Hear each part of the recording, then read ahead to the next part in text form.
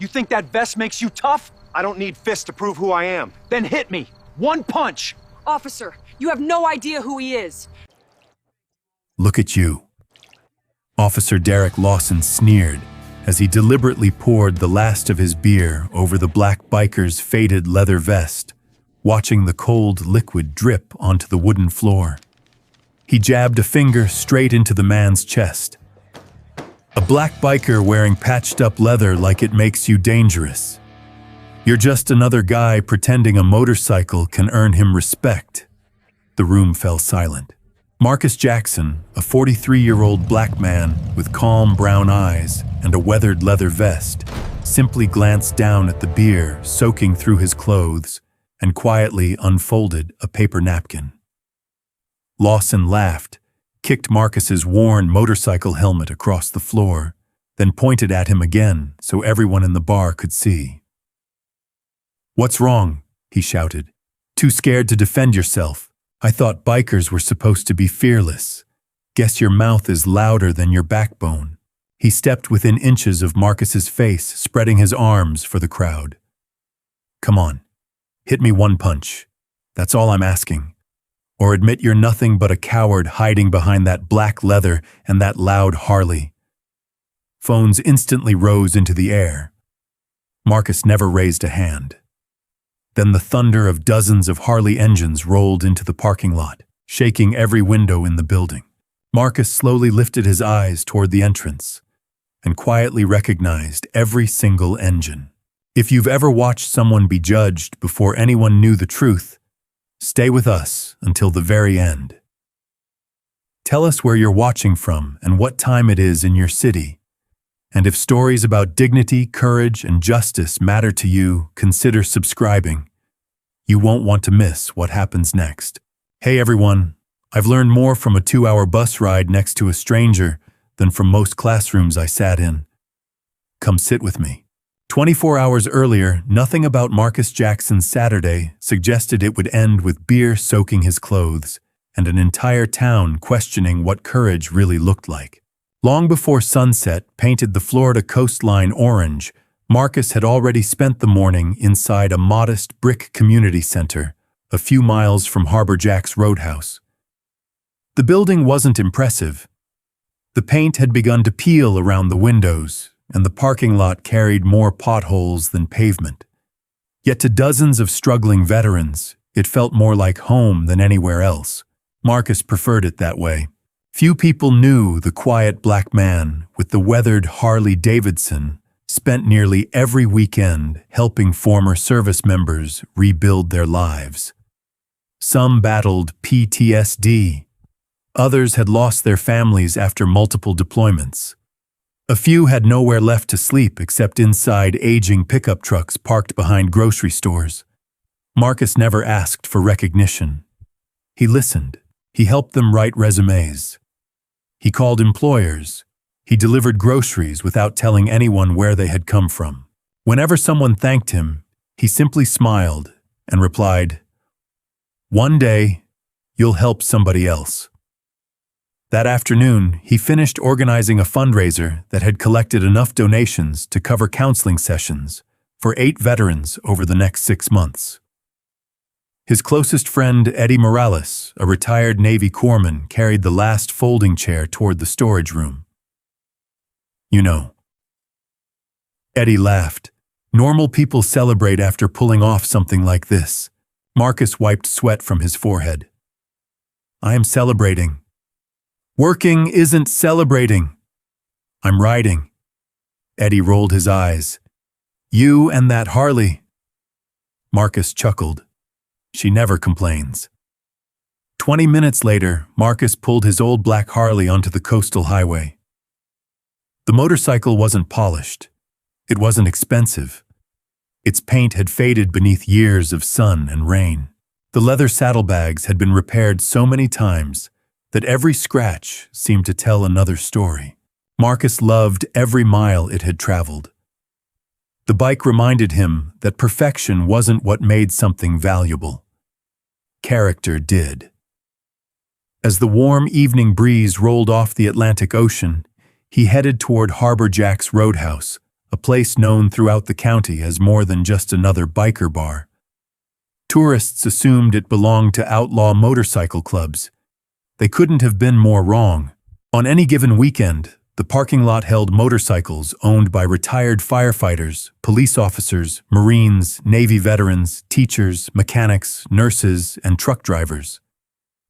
People came because nobody cared what car you drove, how much money sat in your bank account, or what neighborhood you came from.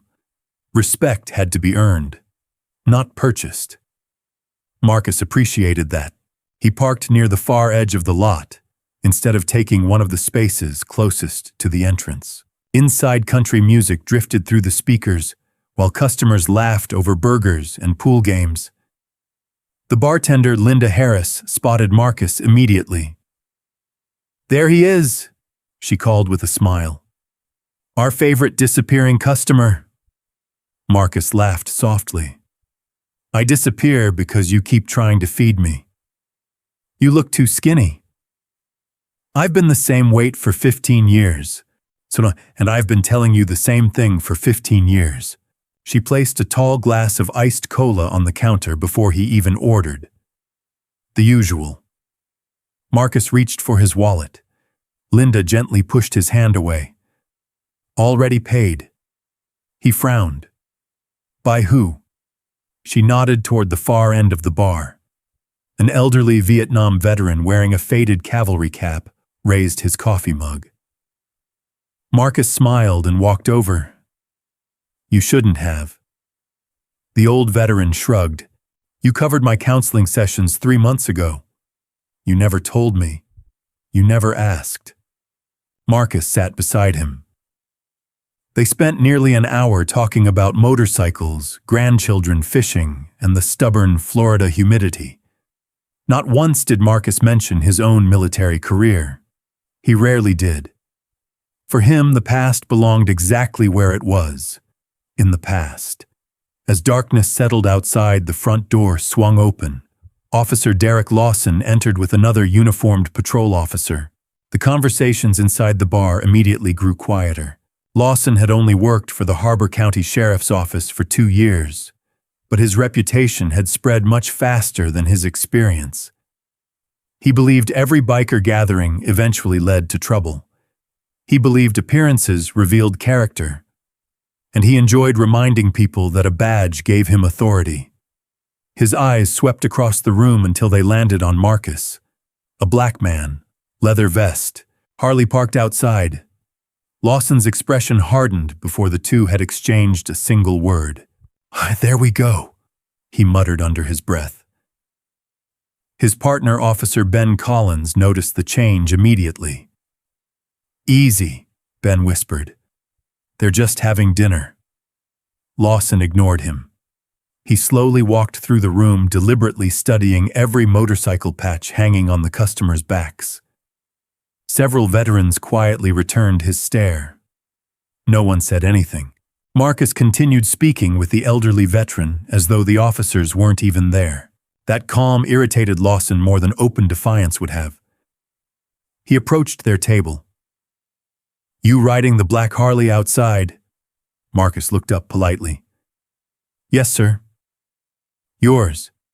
"It is." Lawson folded his arms. "License." Marcus calmly reached into his jacket and handed it over without hesitation. Lawson examined it far longer than necessary. "You've had this motorcycle a while. A few years? Interesting." Marcus simply waited. Lawson glanced toward the faded leather vest covered with small patches from charity rides honoring fallen service members. To him, they looked like gang insignias. "Mind explaining all these patches?" "They're from memorial rides." "For who could you?" "Friends." Lawson smirked. Convenient answer. Ben shifted uncomfortably. "Derek." Lawson ignored him again. His eyes drifted toward Marcus's dark skin before returning to the Harley keys resting on the table. "You know," Lawson said loudly enough for nearby customers to hear, "it's always the same story. Leather vest, loud motorcycle, tough attitude. Then the second a deputy starts asking questions, suddenly everybody's just an innocent citizen. The room grew noticeably quieter. Marcus answered in the same calm tone. "I'm happy to answer any lawful question you have, officer." That patience somehow sounded like disrespect to Lawson. He leaned one hand on the table. "So you're telling me you're not part of any motorcycle gang?" "No, sir. You expect me to believe that... I expect you to believe the truth." Several customers exchanged nervous glances. Linda stopped wiping glasses. Even the music suddenly felt quieter. Lawson's jaw tightened. People weren't supposed to remain this calm when he challenged them. He wanted an argument. He wanted Marcus to lose control. Instead, the black biker simply looked him in the eye, without anger, fear, or hatred. That composure felt like a personal insult. Lawson noticed the unopened beer bottle sitting beside another customer. An ugly smile slowly spread across his face. Without taking his eyes off Marcus, he reached toward the bottle. Ben immediately recognized the look. Derek. But it was already too late. Lawson wrapped his hand around the cold glass bottle and slowly lifted it from the table. Marcus watched the movement without changing expression. Around them, every conversation stopped. Nobody inside Harbor Jack's roadhouse realized that the next few seconds would ignite a chain of events that would change multiple lives before sunrise. Officer Ben Collins reached out instinctively. "Derek, don't." Lawson brushed his partner's hand away without even looking at him. His eyes remained locked on Marcus. "You know what?" he said with a crooked grin. "I've changed my mind." He twisted the cap off the beer bottle with a sharp hiss. "I think this leather vest of yours looks a little too clean."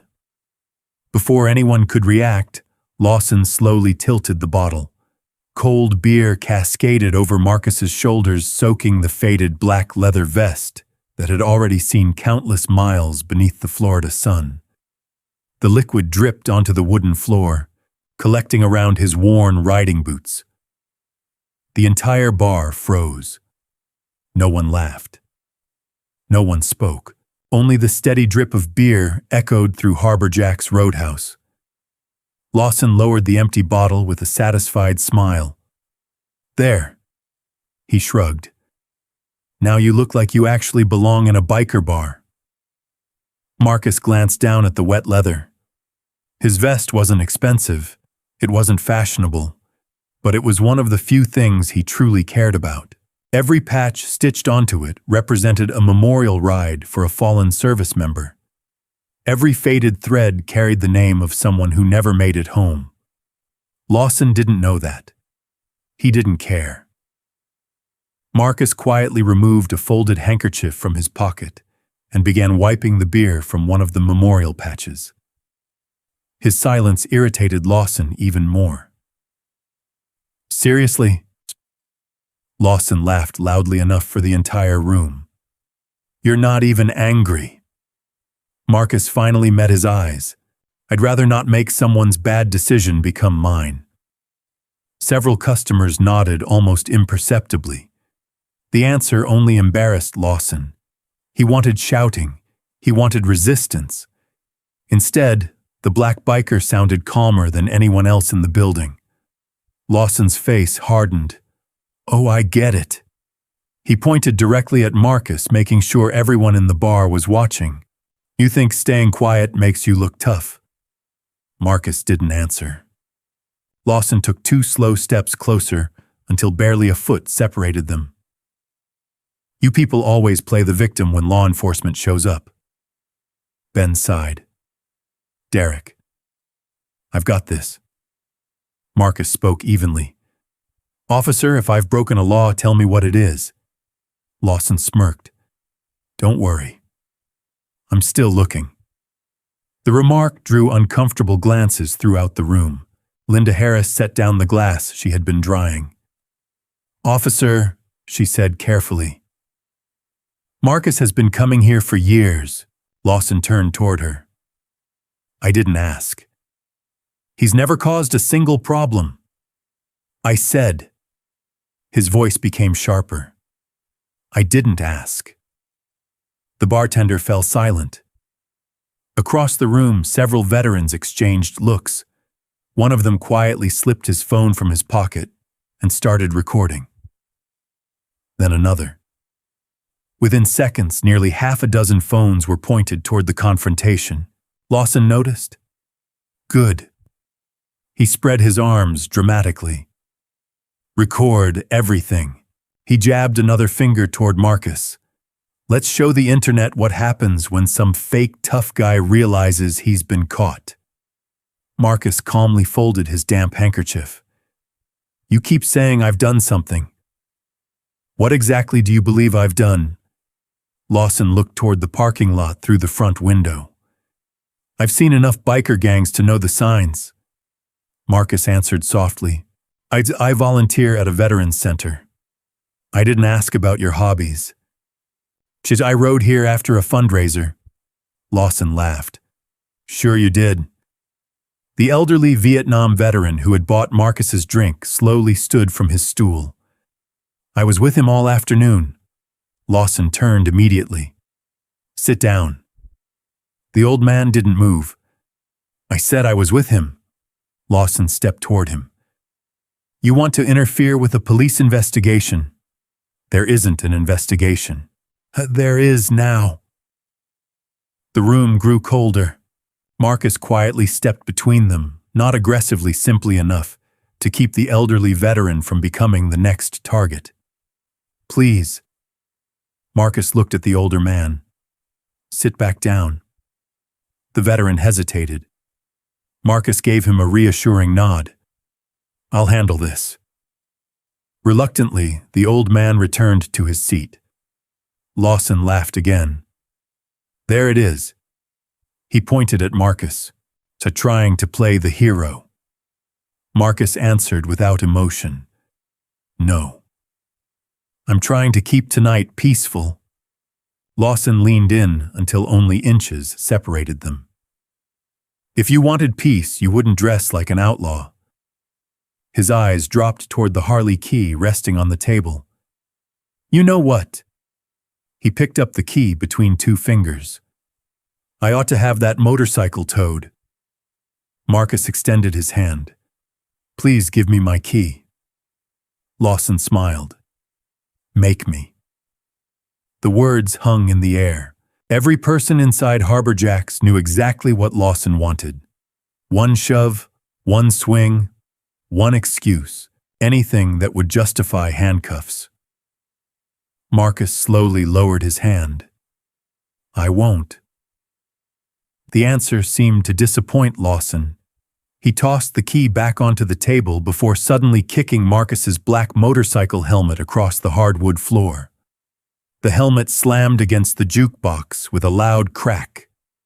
Gasps echoed through the room. Linda covered her mouth. The elderly veteran clenched both fists. Even Officer Ben Collins stared in disbelief.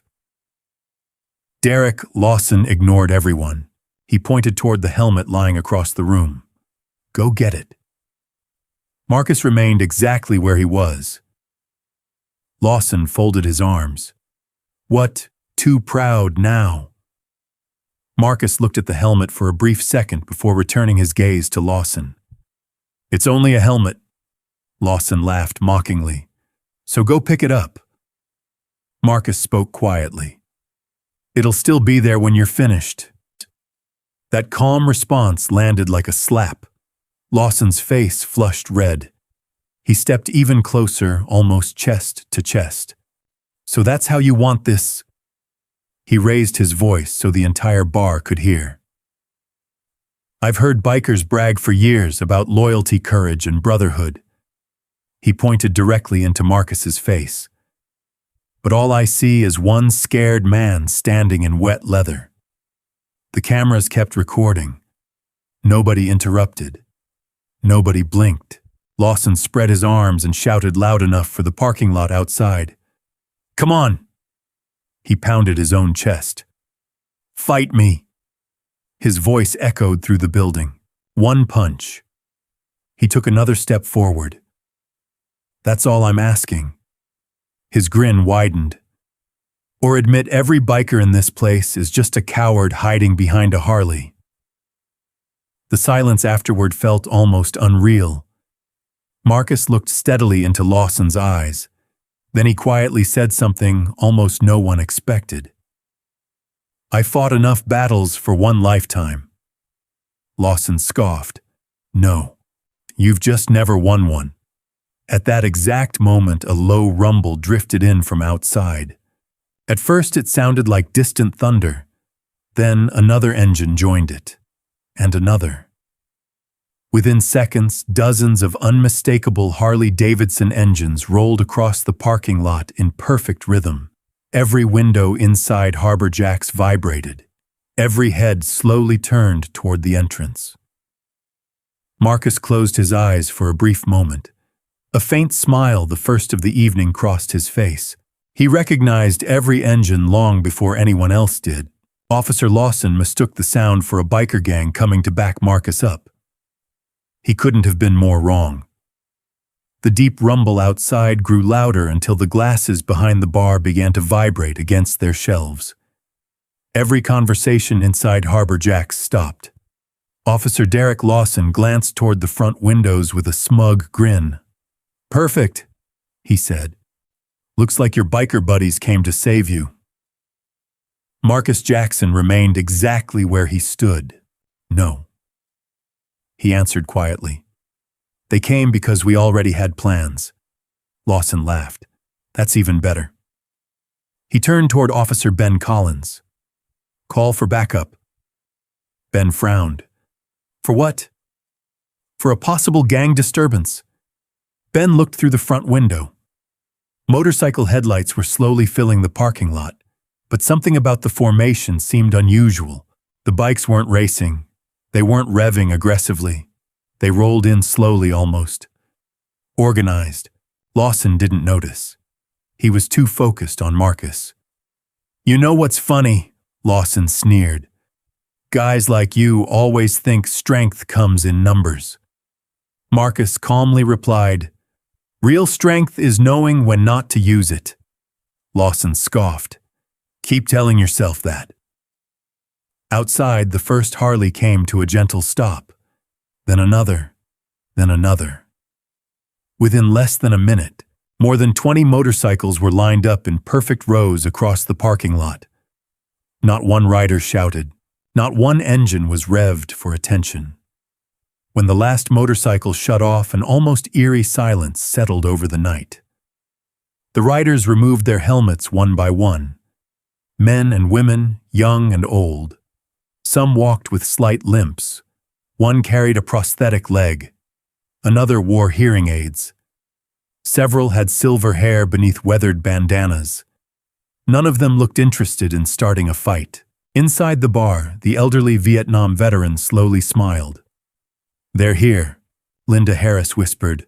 "Marcus, are those your friends?" Marcus nodded once. "They're family." Lawson rolled his eyes. "I've heard that speech before."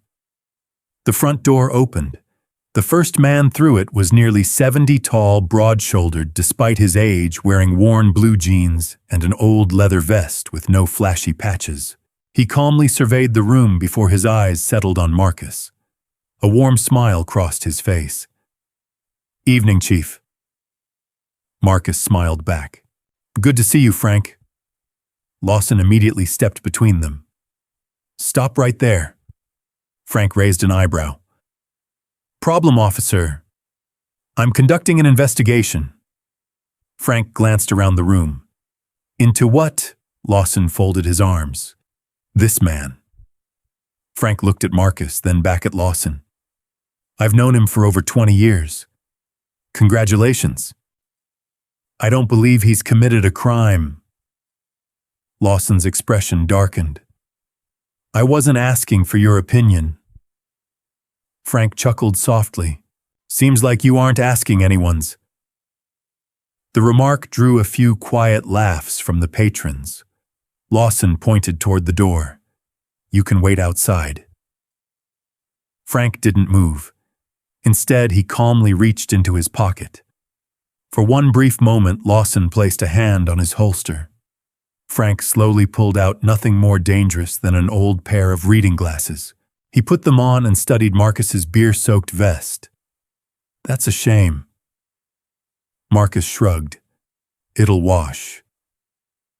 Frank's smile faded. "No, it won't." He gently touched one of the soaked memorial patches. "I remember whose name is stitched here." Marcus lowered his eyes. "So do I." The room fell silent again. Lawson frowned. "What is this, a reunion?" Frank answered without looking at him. "A memorial." Lawson laughed. "I don't have time for sentimental biker stories." Marcus quietly spoke. "Frank, it's all right." Frank looked back toward Lawson. "You see a leather vest?" He tapped one faded patch. I see 19 men who never came home." Lawson shook his head impatiently. "I don't care what those patches mean." Marcus's expression remained calm, but something in his eyes subtly changed. Not anger, sadness. Ben Collins noticed it. He also noticed something else.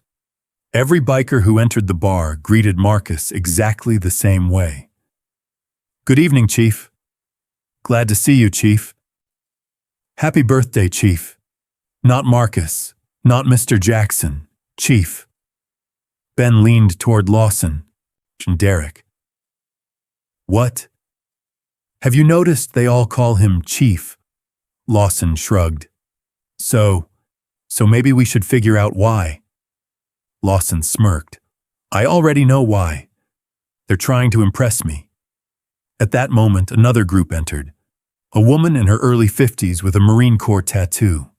A Hispanic man wearing a faded combat medic bracelet.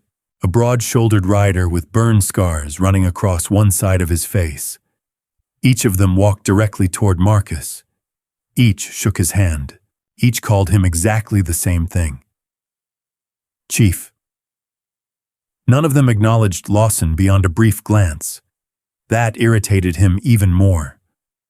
"Enough!" His voice echoed through the room. "Nobody else comes inside."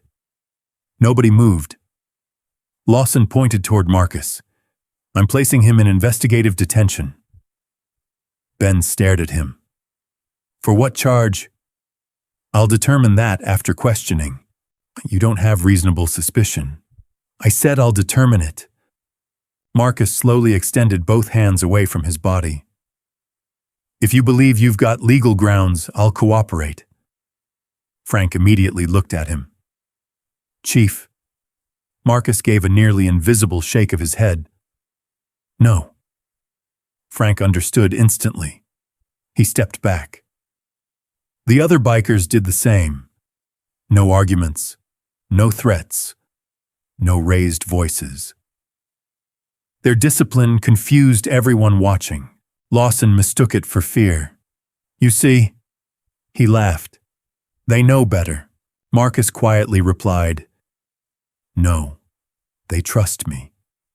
Lawson reached for the handcuffs on his duty belt. The metallic click echoed through the silent bar. Linda gasped. Several customers instinctively stood. Marcus slowly turned toward them. "Please."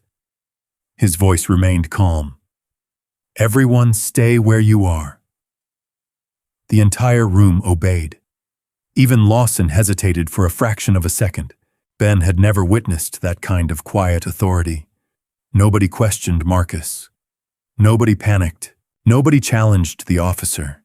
It was as though every person in the room instinctively believed Marcus knew exactly what he was doing. Lawson stepped closer. "I knew it." "You finally realized who's in charge?" Marcus met his eyes. "No. I realized this night isn't about me." Before Lawson could respond, another sound drifted into the parking lot. It wasn't motorcycles this time. It was the unmistakable hum of large government SUVs approaching from the highway. 3 black Suburbans turned into Harbor Jack's parking lot. They carried no flashing lights, no sirens, only small federal license plates that reflected beneath the parking lot lamps. Ben Collins frowned. Who? Lawson looked outside. His confidence faltered for the first time all evening. The lead SUV came to a stop. A sharply dressed man stepped out first, then another. Then a tall figure wearing the unmistakable dark blue dress uniform of a senior United States Navy officer. Marcus looked through the window. A faint smile returned to his face. "They made it," he whispered. Lawson had no idea that the worst mistake of his career had only just begun to unfold. The 3 black Suburbans rolled to a silent stop beneath the flickering lights of Harbor Jack's roadhouse. No sirens, no flashing lights. Only quiet precision. Every conversation inside the bar died as the doors opened almost simultaneously. 4 men in dark suits stepped out, first, their movements deliberate and alert. They quickly scanned the parking lot before taking positions near the entrance. Officer Ben Collins immediately recognized the posture. "Their security," he murmured. Officer Derek Lawson folded his arms, refusing to show the slightest concern. "Good," he scoffed. "Maybe they'll help clear this biker circus." Marcus said nothing. His eyes never left the parking lot. The final passenger slowly emerged from the middle SUV. He was in his late 60s, standing tall despite his age, wearing a perfectly pressed United States Navy dress uniform adorned with rows of ribbons and medals that gleamed beneath the parking lot lights. The room collectively inhaled. Even people who knew nothing about military decorations understood one thing. This man was important, very important. Ben quietly swallowed. "Derek," Lawson shrugged. "Probably here for dinner."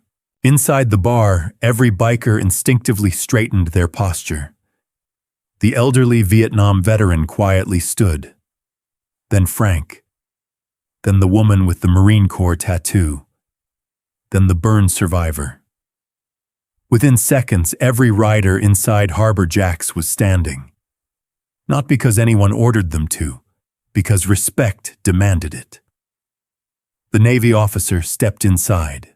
His sharp blue eyes swept across the room before stopping on Marcus. A warm smile broke across his otherwise disciplined face. "There you are." Marcus smiled back. "I was wondering if you'd make it. We wouldn't miss today." Lawson immediately stepped between them. "Sir?" The officer politely shifted his attention. "Yes. I'm conducting an active police investigation." The Navy officer nodded calmly. "I understand. I'll need everyone to remain where they are." "Very well." His cooperation boosted Lawson's confidence. He glanced toward the crowd as if to say, "See, even he respects my authority." Marcus watched quietly. He knew exactly what was about to happen. The officer looked back at him. "I assume this delay wasn't part of the birthday celebration." A few bikers exchanged amused glances. Birthday Lawson frowned. "Birthday celebration," Frank answered with a smile. "We've been planning it for months." Lawson ignored him. He looked back toward Marcus. "So all these people came for you?" Marcus gave a simple nod. "They're friends." Lawson laughed. "That's one word for it." Ben continued studying the newcomers. Something wasn't adding up. Every biker seemed genuinely happy to see Marcus. The Navy officer looked genuinely relieved. Nobody behaved like members of a criminal motorcycle gang. Instead, they behaved like old teammates reunited after years apart. The officer took another step. Lawson blocked him again. I'm going to need identification. Without the slightest irritation, the officer reached inside his jacket and handed over a military identification card. Lawson barely glanced at it. Thanks. Ben leaned closer. His eyes widened. Derek. What? You might want to actually read it. Lawson looked down again. His expression briefly tightened. Rear Admiral, United States Navy. He looked back up. So you're an admiral. The officer smiled politely. I am. Lawson forced a laugh. Well, Admiral, you'll have to wait until I'm finished. I have no objection. Again, there was no argument, no intimidation, just calm confidence. Marcus almost smiled. He had seen that look countless times before. The Admiral wasn't worried, because he knew Marcus, and he knew exactly how Marcus handled conflict. Meanwhile, outside, more motorcycles continued entering the parking lot. Not 20 anymore. 30, then 35. Every rider parked neatly in line before quietly walking toward the entrance. No shouting, no engines revving, no threatening gestures, only disciplined silence. Linda Harris stared through the window. I've never seen bikers act like this. Frank chuckled. That's because they aren't here to act like bikers. Ben overheard the comment. What does that mean? Frank looked at him. You'll understand soon. Lawson had reached the end of his patience. He turned back toward Marcus. All right. He removed the handcuffs from his belt once more. We're done playing games. Ben immediately stepped beside him. Derek, this has gone far enough. Lawson didn't respond. He addressed Marcus directly. Turn around. Marcus remained calm. Officer, turn around. I've cooperated with every lawful request you've made. I said turn around. Marcus slowly exhaled. I'd like to know what crime I'm being detained for. Lawson's voice hardened. I don't have to explain myself. Ben answered immediately. Actually, yes you do. Lawson shot him an angry look. Whose side are you on? Ben didn't hesitate. The law's. The room became even quieter. For the first time that night, Lawson looked isolated. He noticed several patrons still live streaming. One phone displayed nearly 20,000 viewers. Another had comments pouring in so quickly they blurred across the screen. People from across the country were watching. One comment repeated again and again. Why is the officer provoking him? Another read, the black biker hasn't done anything wrong. Another, don't take the bait, brother. Lawson saw the screens. His pride wouldn't allow him to back down now. Instead, he raised his voice even louder. You think these cameras scare me? Nobody answered. He jabbed a finger toward Marcus. Like this man fits the profile of every violent biker I've arrested. Marcus quietly replied, You haven't arrested me. Yet. Frank sighed. Officer, please stop.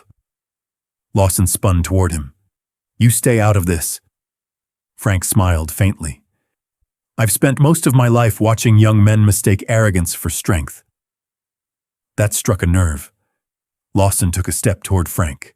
Marcus immediately shifted sideways, not aggressively, merely placing himself between the two men. The movement was subtle, protective, instinctive. The Rear Admiral noticed. So did every former service member in the room, even after being humiliated, threatened, and nearly arrested. Marcus's first instinct was still to protect someone else. The Admiral's eyes softened. He quietly whispered to one of the suited men beside him, still the same chief.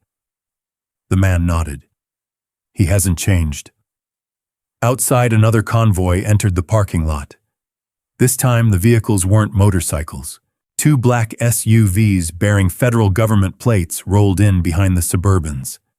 Several suited agents stepped out. Ben recognized the small gold badges clipped beneath their jackets. His heartbeat quickened. Federal agents. Lawson hadn't seen them yet. He was too busy glaring at Marcus. Inside Harbor Jacks, the tension had reached its breaking point. No one knew exactly who the arriving agents were, but one thing had become painfully clear. This night had grown far bigger than a disagreement between a police officer and a black biker. And Officer Derek Lawson was standing directly in the center of a storm he still couldn't see coming. The black SUVs came to a smooth stop behind the row of Harleys. No one inside Harbor Jacks could identify the federal agents by sight, but the atmosphere shifted the instant they stepped out. Officer Ben Collins felt it immediately. Officer Derek Lawson didn't. He was still staring at Marcus Jackson, as though the quiet black biker standing before him was the biggest problem in the room. Marcus remained perfectly composed.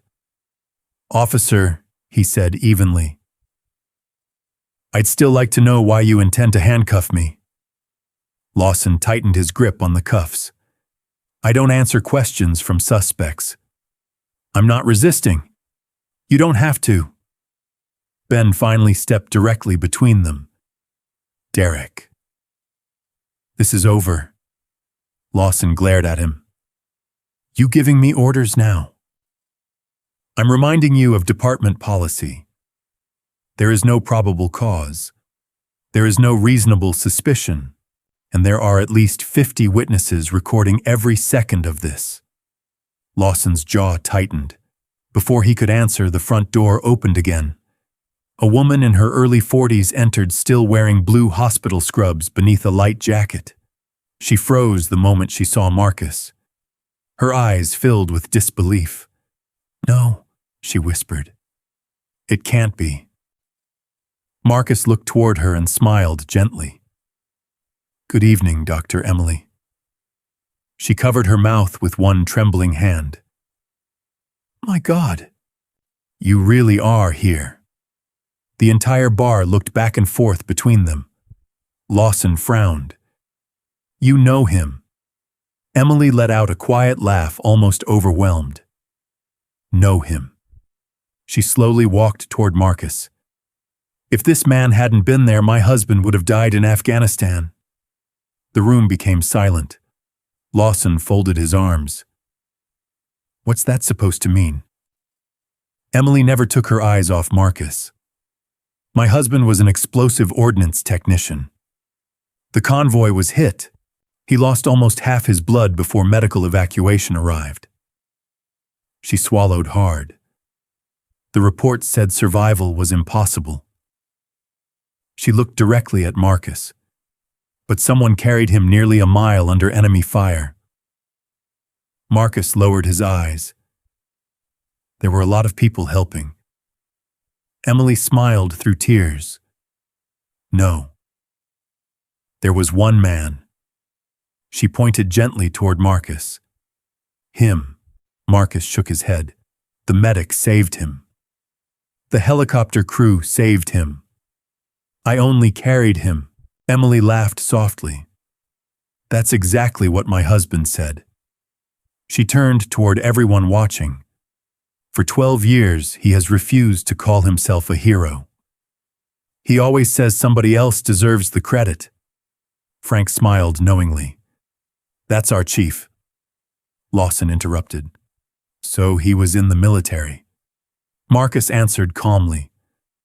"A long time ago." "Doing what?" "I served." "Doing what?"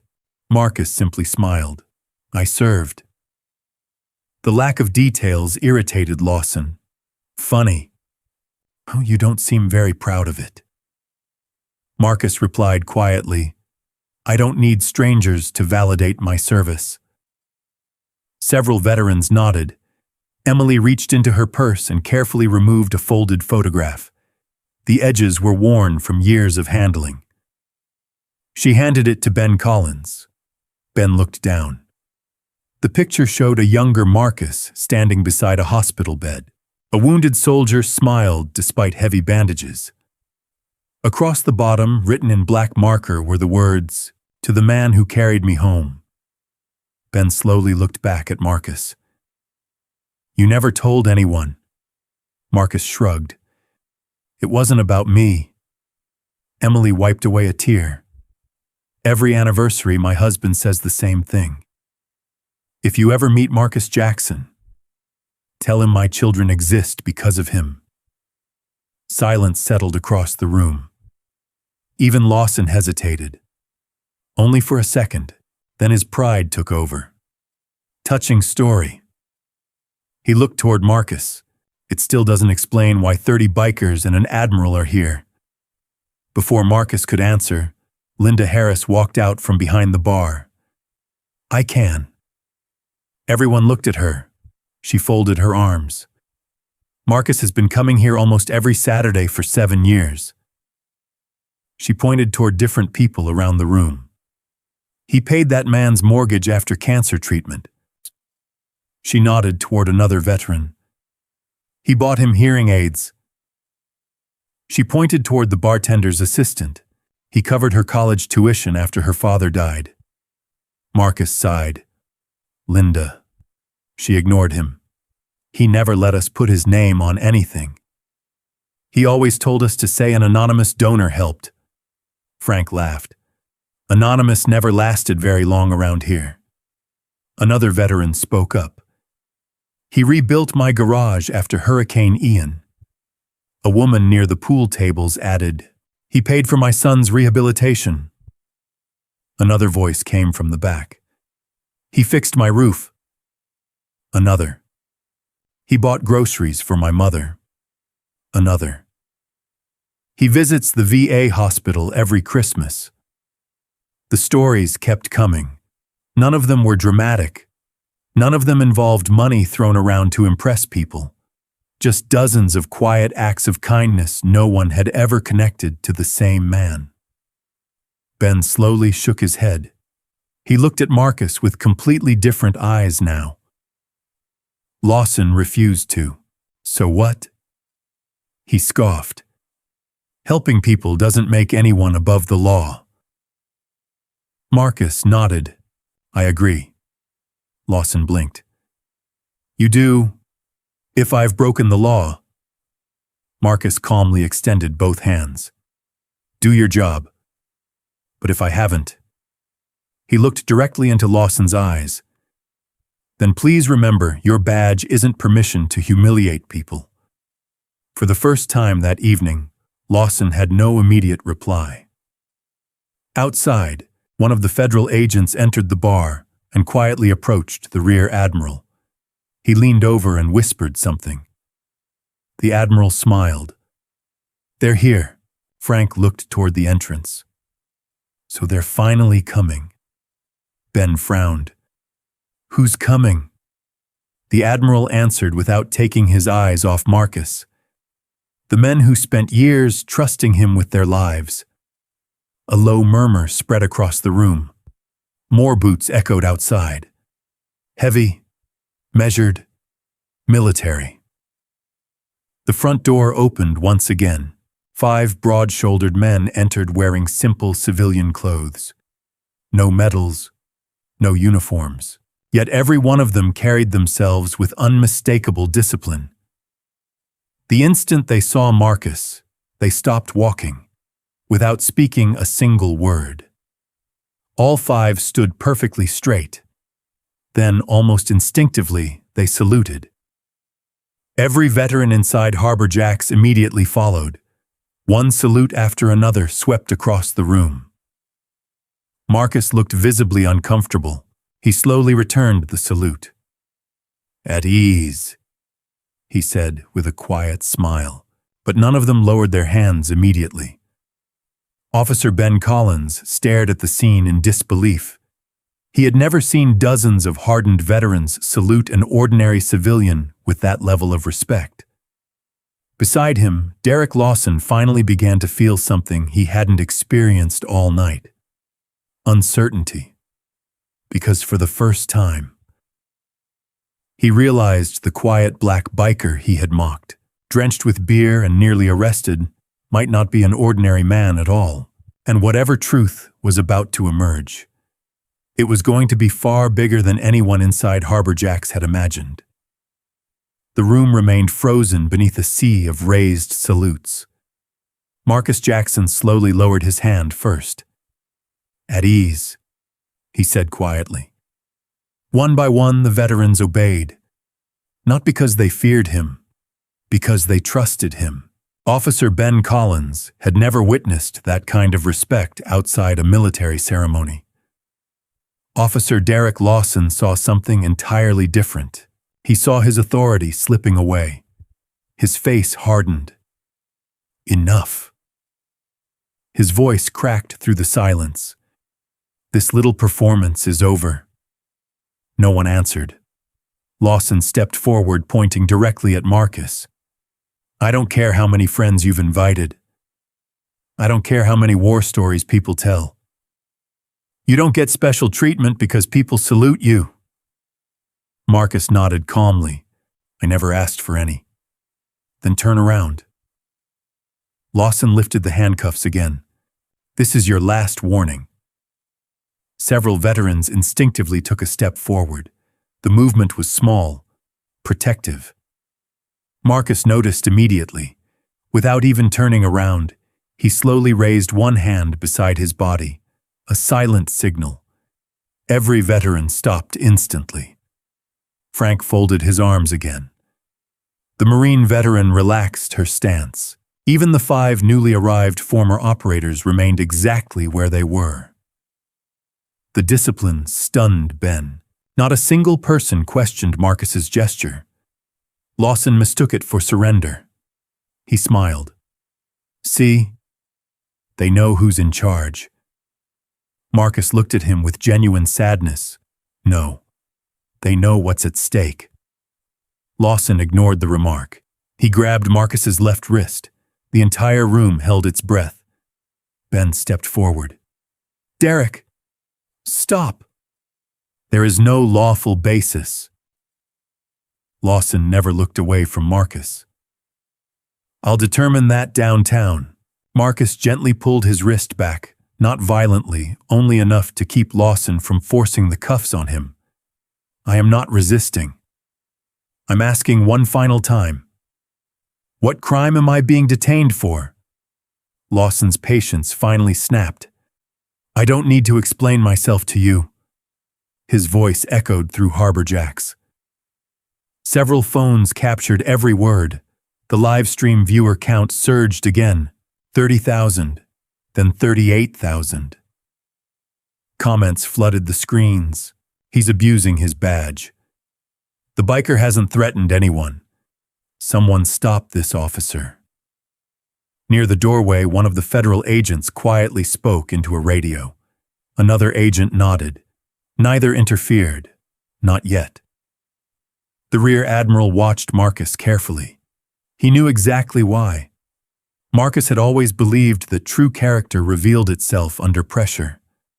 And tonight, Lawson was revealing his.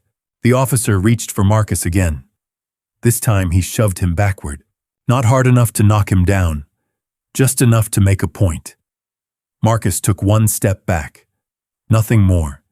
His boots planted firmly against the wooden floor. He didn't raise his hands. He didn't square his shoulders. He simply regained his balance. Linda Harris gasped. "Officer." The elderly Vietnam veteran stood again. "You don't push a man who's done nothing." Lawson pointed at him. "Sit down." The old veteran didn't move. Lawson took one angry step in his direction. Marcus quietly stepped between them again. "Please." His voice remained remarkably calm. "He's 81 years old. Leave him out of this." Lawson laughed bitterly. "So now you're protecting everyone." Marcus answered, "I'm trying to protect you." The words caught Lawson completely off guard. "What?" Marcus met his eyes. "Every decision you make tonight follows you for the rest of your life." Lawson scoffed.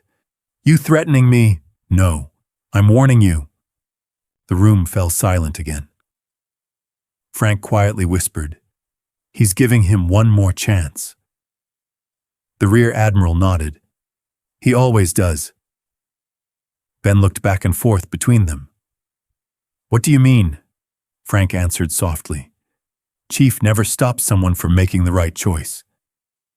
But he never stands in the way of the consequences either." Lawson had heard enough. His embarrassment had turned into anger.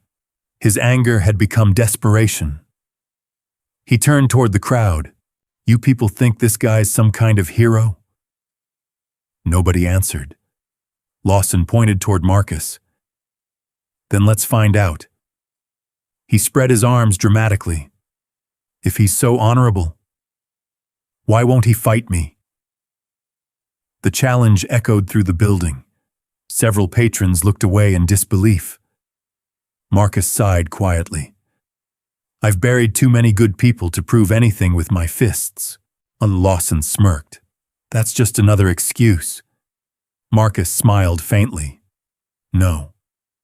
It's experience." The answer somehow infuriated Lawson even more. Without warning, he shoved Marcus a second time. Harder. Marcus stumbled into one of the empty bar stools. The stool tipped over with a loud crash. Gasps filled the room. This time, several veterans moved instinctively. Frank, the Marine, the burn survivor, the 5 former operators, even Ben Collins stepped toward Lawson. Marcus immediately raised his hand again. One gesture. Everyone froze. No shouting, no chaos. Only absolute discipline. The rear admiral couldn't hide the pride in his eyes. One of the federal agents quietly murmured, "They'd walk through fire if he asked." The admiral replied, "They already have." Lawson stared around the room. For the first time, he noticed something he had completely missed. None of these people were obeying Marcus out of fear. They weren't acting like gang members. They were acting like highly trained professionals following someone they trusted with their lives. A bead of sweat rolled down Lawson's temple. He quickly dismissed the feeling. Coincidence. It had to be. Then one of the 5 newly arrived veterans stepped forward. He was tall, heavily built, with scars running across both forearms. He looked directly at Lawson. "Officer," his voice remained respectful, "I strongly recommend you stop." Lawson laughed. "Or what?" The man didn't blink. "Because the moment you learn who you've been provoking all night, you'll wish someone had convinced you to walk away." Lawson folded his arms. "I'm not impressed." The veteran simply nodded. "I know. That's the problem." At that exact moment, another vehicle entered the parking lot. Unlike the motorcycles and SUVs before it, this one carried official Navy command flags mounted on the front fenders. The rear admiral smiled. "They're finally here." Ben turned toward the window. 2 uniformed Navy officers stepped out first. Then a senior enlisted sailor carrying a polished wooden presentation case. Finally, an older man wearing an immaculate white Navy dress uniform slowly emerged from the rear seat. The instant the rear admiral saw him, he stood perfectly straight. Every veteran inside Harbor Jacks instinctively did the same. Even the federal agents adjusted their posture. Ben Collins stared in disbelief. Only one person in the room remained completely unaware of what was happening. Officer Derek Lawson. And within the next few moments, the biggest secret Marcus Jackson had protected for years was finally about to be revealed. Every conversation inside Harbor Jacks disappeared. Even Officer Derek Lawson unconsciously turned toward the parking lot. The older man, in the immaculate white Navy dress uniform, stepped out with measured confidence, his silver hair glowing beneath the parking lot lights. The ribbons across his chest reflected decades of distinguished service. Before anyone could react, Rear Admiral Thomas Hale walked briskly outside. Then something happened that made Ben Collins's heart skip. The Rear Admiral came to full attention. He raised a flawless military salute. Every former service member standing near the entrance followed instantly. Inside the bar, more than 40 veterans stood as one. The synchronized movement echoed through the room like a silent wave. Lawson frowned. What the hell? The senior officer returned every salute before walking calmly toward the entrance. His eyes searched the room only briefly. The moment he saw Marcus Jackson standing quietly beside the overturned bar stool, his stern military expression melted into a warm smile. "There you are, Chief." Marcus let out a quiet laugh. "You always did know how to make an entrance, Admiral Brooks." The elderly officer crossed the room without hesitation. Then, in front of every camera recording the confrontation, he wrapped Marcus in a firm embrace. "I'm sorry we're late." Marcus smiled. "You made it, which wouldn't have missed today." The room stood motionless. Officer Ben Collins looked from Marcus to the two admirals in complete disbelief. Two admirals, greeting one quiet black biker like a lifelong brother. Lawson forced a laugh. "So what? He's friends with some military guys." Nobody answered him. The senior admiral finally turned toward the crowd. "I've spent 43 years wearing this uniform." His voice was calm but carried effortlessly across the room. "I've commanded thousands of sailors. I've buried far too many heroes." He slowly looked back at Marcus. "But I've only served beside one man who repeatedly volunteered for missions others believed impossible." Marcus immediately shook his head. "Tom." The admiral smiled. "You're still trying to stop people from embarrassing you." Marcus sighed. "I never liked speeches." "I know. But tonight isn't about what you like." The admiral faced everyone again. "I assume someone here has been questioning this man's character." No one spoke. Ben quietly pointed toward Lawson. The admiral's eyes settled on the young officer. "You." Lawson straightened instinctively. "I was conducting police business." "Were you?" "Yes, sir." The admiral nodded politely. "And during this police business, did you pour beer on him?" Lawson hesitated. "Yes." "Did you challenge him to fight?" "Yes." "Did you attempt to arrest him?" "I intended to." "For what offense?" Lawson opened his mouth. Nothing came out. The silence answered the question better than words ever could. The admiral looked toward Marcus. "You could have stopped this in the first 30 seconds." Marcus shrugged. "Probably." "Why didn't you?" Marcus glanced around the room. "Because I wanted everyone here to see the difference between authority and character." No one moved. The words settled over Harbor Jacks like a weight. Frank quietly smiled. "That's our chief." The admiral nodded. "Yes, it is." He slowly removed a pair of white gloves before speaking again. "Most people standing here know Marcus Jackson as a volunteer." He looked toward Linda. "A generous friend," toward Emily. "A man who saved a wounded soldier," toward the veterans. "A brother." He paused. "But very few people know who he was before any of that." Marcus quietly lowered his eyes. The admiral continued. 21 years ago, our country created a joint task force for operations so dangerous they were rarely discussed outside classified briefings. The room fell silent. One man repeatedly accepted responsibility for bringing every operator home. He pointed gently toward Marcus. "That man." Marcus immediately interrupted. "It wasn't just me." The admiral smiled. "There he goes again."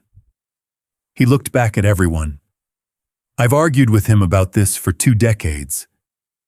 He still refuses to take credit. One of the 5 former operators finally spoke. He never left anybody behind. Another added, not once. The burn survivor stepped forward. I lost count after the 7th mission he pulled me out of. Frank laughed quietly. I stopped counting years ago. The Marine veteran smiled. We all did. The Admiral slowly nodded. During one operation, Marcus refused evacuation after being wounded because 3 younger operators were still trapped. Emily lowered her head. She knew that story. He carried one man, then went back. He carried another, and then another. Marcus looked almost uncomfortable. They would have done the same for me. Every former operator answered at once. No. You did. The words echoed together with startling certainty. Ben Collins felt goosebumps rise along his arms. Nothing about this felt rehearsed. Nothing sounded exaggerated. These hardened veterans weren't trying to impress anyone. They were simply telling the truth. The Admiral looked directly at Lawson. You asked this man to prove he wasn't a coward. He took one slow step closer. Officer, the only reason you're standing here tonight is because men like Marcus Jackson spent decades volunteering for dangers most Americans will never even hear about. Lawson swallowed. His confidence was disappearing with every passing second. Still, his pride refused to surrender. I didn't know. The Admiral nodded. No, you didn't. Marcus quietly added, and that isn't the problem. Lawson looked at him. The problem, Marcus continued calmly, is that you believed someone had to earn basic respect before you would give it. The room became perfectly still. Nobody could argue with him. Nobody wanted to. Outside television news vans suddenly began pulling into the parking lot. Someone had alerted the local media after seeing the viral live stream. Camera crews hurried toward the entrance. Bright lights swept across the rows of motorcycles. Inside Harbor Jack's dozens of phones continued broadcasting live. The viewer count climbed past 100,000. The entire country was about to witness the final chapter. And Officer Derek Lawson had only begun to understand whose dignity he had tried to destroy. Camera flashes lit up Harbor Jack's roadhouse from every direction. Outside, local news crews squeezed through the growing crowd, while thousands of viewers continued sharing the live stream across social media. Inside, however, no one seemed interested in the cameras anymore. Every eye remained fixed on Marcus Jackson. Officer Derek Lawson suddenly felt smaller than he had all night. The senior admiral slowly turned toward one of the sailors standing beside him. Bring it. The young sailor stepped forward carrying the polished wooden presentation case. He carefully placed it on a nearby table and opened the brass latches. Inside rested several military decorations. Among them was a Navy cross, a silver star, 2 bronze stars with valor devices, rows of campaign ribbons, photographs, letters, mission citations. The room fell silent. Ben Collins stared into the case. My God. The Rear Admiral gently lifted the Navy cross. Most Americans will never see one of these in person. He looked toward Marcus. He never displays it. He keeps every medal locked away. Marcus smiled awkwardly. They belong to everyone who served beside me. The Admiral shook his head. No. They were awarded to you, Lawson swallowed. His breathing became noticeably heavier. One of the federal agents stepped beside the Admiral and unfolded several official documents. They've recently been declassified. He placed the papers on the bar.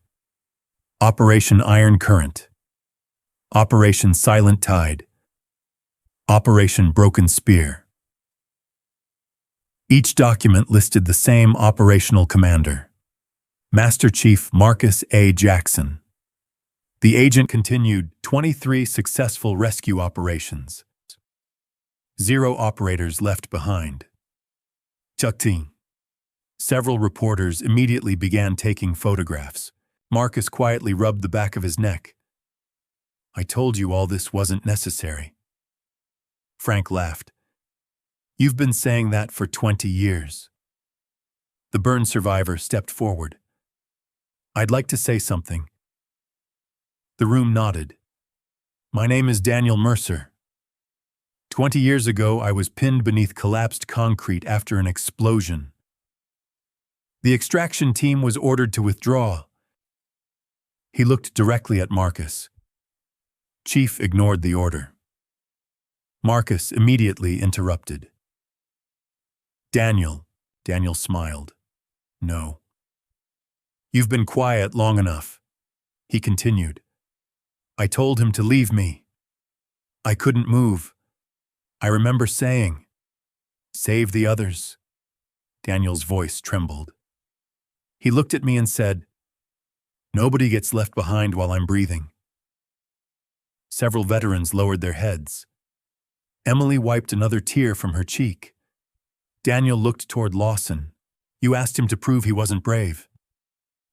I watched this man walk back into a building everyone else believed would collapse. He carried me out on his shoulders. He paused. My daughter graduates college next month. I wouldn't even know her name if Marcus Jackson had made the easy choice. The silence became almost unbearable. Another former operator stepped forward. My turn. He smiled toward Marcus. Sorry, Chief. Marcus sighed with a faint grin. I figured this was coming. The man laughed. Afghanistan! To Mountain Pass. We lost communications. Chief stayed behind alone for 6 hours so the rest of us could escape. Frank added quietly, he never put that in the report. No. The veteran smiled. He said the mission succeeded. He didn't mention that he'd been wounded twice. Ben Collins slowly removed his patrol cap. He wasn't thinking like a police officer anymore. He was simply listening to men whose lives had been forever shaped by the quiet black biker standing before him. The rear admiral looked toward the reporters. These aren't stories. They're documented history. He nodded toward the federal agent. The agent produced another folder. This contains official commendations signed over the past 22 years. The Department of Defense has verified every statement made here tonight. Television cameras zoomed closer.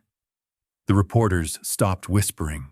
No one wanted to miss a single word. Lawson finally found his voice. His throat tightened. I didn't know. Marcus answered gently. I believe you. Lawson looked at him with confusion. You do. Marcus nodded. I believe you didn't know. He took one slow step closer. But you decided who I was before you ever asked my name. The words struck harder than any accusation. Lawson lowered his eyes. Marcus continued. You saw a black man. You saw a leather vest. You saw an old motorcycle. And from those 3 things, you believed you knew my character. Lawson couldn't respond, because every word was true. At that moment, Harbor County Sheriff Rebecca Alvarez entered the bar with 2 command staff officers. She had been watching the live stream from headquarters. The room immediately parted for her. She walked straight toward Ben Collins. Officer Collins.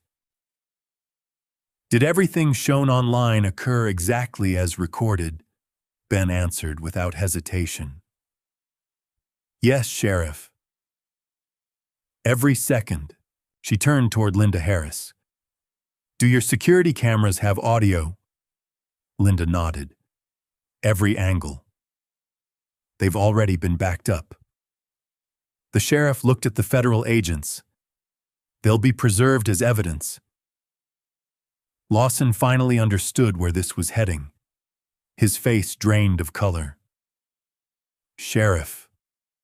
She raised one hand. Not another word. She looked toward Marcus. "Mr. Jackson." "I owe you an apology," Marcus answered softly. "You don't owe me one. The people responsible do." Sheriff Alvarez nodded once. Then she turned toward Lawson. "Officer Derek Lawson. Effective immediately. You are relieved of duty pending an internal affairs investigation." The room remained silent. She continued. "You will surrender your badge, your department-issued firearm, and your patrol credentials."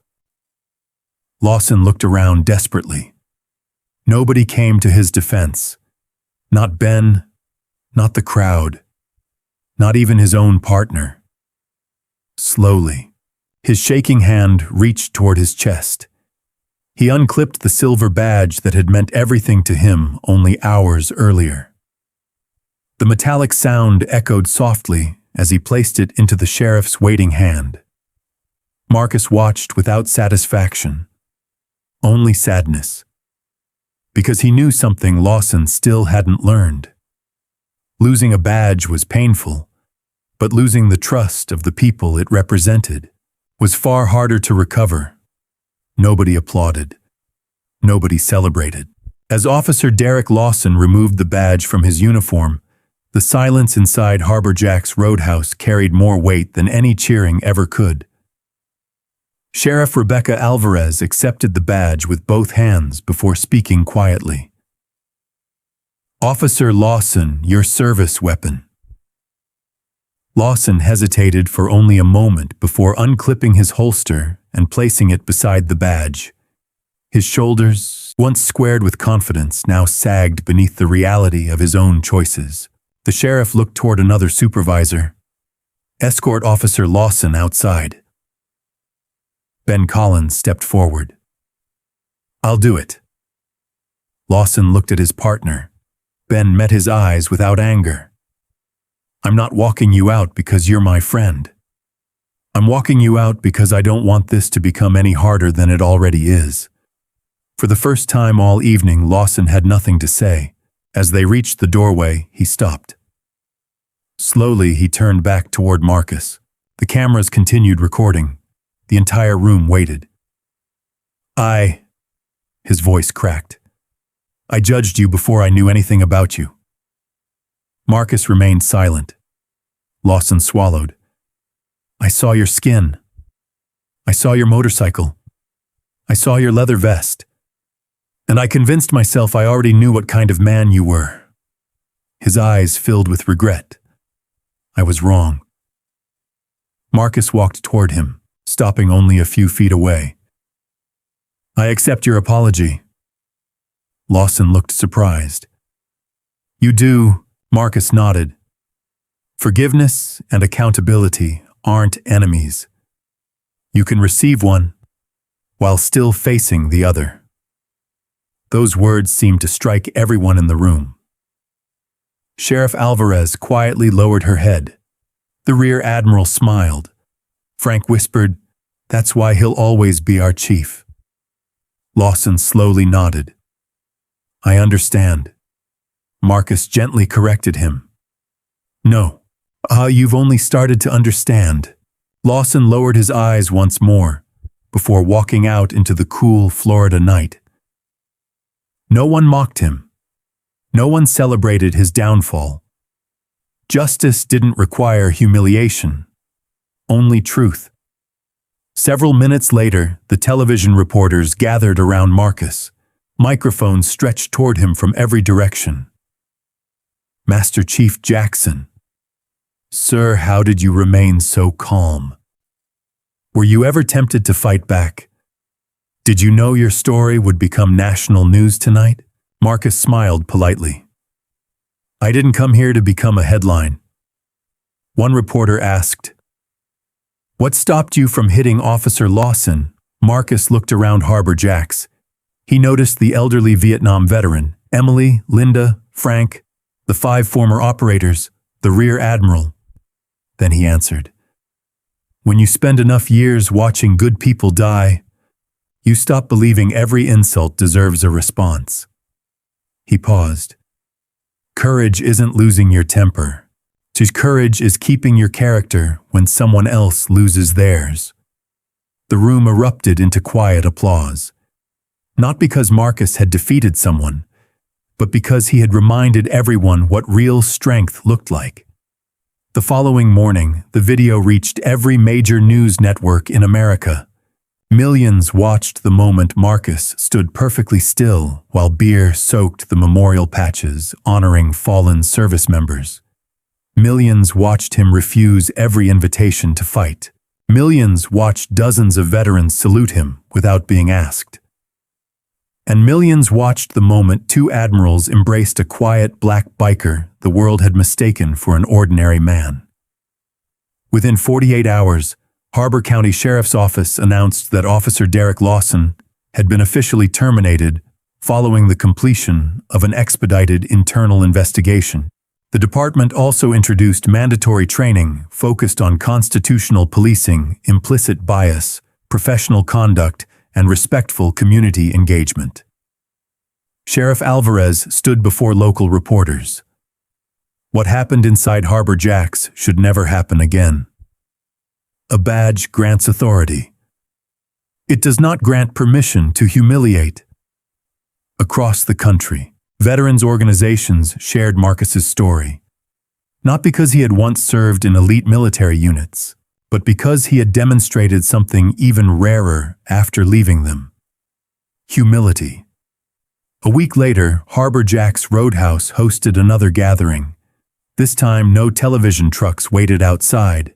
No viral live streams, no police tape. Only motorcycles lined neatly across the parking lot beneath a golden Florida sunset. Inside, Linda uncovered a wooden plaque mounted beside the entrance. Marcus frowned the moment he saw his name. "You promised you wouldn't do this." Linda laughed. "I promised no such thing." Everyone smiled. The plaque read, "In honor of Master Chief Marcus Jackson, who taught this community that dignity requires no audience, and true strength never needs to announce itself." Marcus stood quietly reading the words. Then he looked around the room. "I don't deserve this." Frank laughed. "That's exactly why you do." The rear admiral stepped beside him. "You spent your career bringing people home. You spent retirement helping them heal. If this community can't thank you, who can?" Marcus looked across the room at the men and women whose lives had crossed his over the years. Some carried scars no one else could see. Some walked with prosthetic legs. Some still battled nightmares. Yet all of them were smiling. Not because justice had destroyed a man, but because justice had protected the values they had all sworn to defend. Marcus finally smiled. "All right. But only if nobody expects a speech." Laughter filled Harbor Jacks once more. Outside, dozens of Harleys started their engines together. The familiar rumble rolled across the coastline, not as a warning, not as a threat, but as a tribute to friendship, sacrifice, and the quiet heroes who never asked to be recognized. Marcus placed his helmet on his head, started his old motorcycle, and looked once toward the ocean before riding into the fading sunset. The patches on his leather vest were still stained. He decided never to replace them, because they would forever remind him that a person's greatest victories are not won with fists. They are earned by refusing to lose their humanity. People will often judge you before they know your story, but your response to that judgment defines your character far more than their opinion ever will. Real strength is choosing dignity over anger and integrity over revenge.